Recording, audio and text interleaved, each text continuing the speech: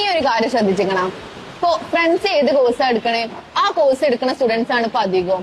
അവർക്ക് സ്വന്തമായിട്ട് ഒരു ഡിസിഷനോ അല്ലെങ്കിൽ ഒരു പ്ലാനോ ഒന്നും ഉണ്ടാവില്ല. ഇതിന്റെ ഇടയിൽ ഒരു എത്രപ്പോരം ഒരു കോഴ്സിനെ കുറിച്ചിട്ടാണ് അറിയാതെ പോണത്. അതിലൊന്നാണ് ഈ മാർക്കറ്റിംഗ് ആൻഡ് സെയിൽസ് എന്ന് പറയുന്നത്. ഫസ്റ്റ് ഞാൻ ഈ മാർക്കറ്റിംഗ് ആൻഡ് സെയിൽസിനെ കുറിച്ചിട്ട് ഞാൻ അറിഞ്ഞ ടൈമിൽ ഞാൻ വിചാരിച്ചത് ടെക്സ്റ്റൈൽസിൽ അതേപോലെ ചെരുപ്പ് കടയിലൊക്കെ സെയിൽസ്മാൻ ആയിട്ട് നിൽക്കുക, ഈ ഒരു കൺസെപ്റ്റ് ചെയ്യുന്ന എനിക്ക്. ഇതിനെ കുറിച്ച് കൂടുതലായിട്ട് അറിഞ്ഞപ്പോഴാണ് ഇതിന്റെ ശരിക്കും ഇതിന്റെ ഇമ്പോർട്ടൻസ് ഓപ്പർച്യൂണിറ്റീസ് ഒക്കെ ഞാൻ മനസ്സിലാക്കിയത്. International marketing and corporate sales, ഈ ഒരു കോഴ്സിന് തന്നെ ഒരുപാട് ഫീച്ചേഴ്സ് ഉണ്ടടാ.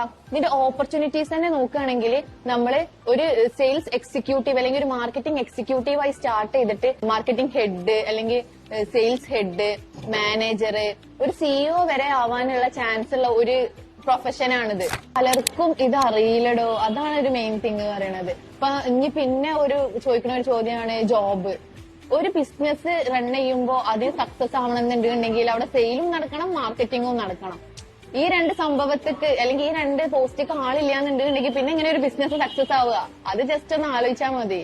അവിടെ തീരുന്ന പ്രശ്നമുള്ളൂ.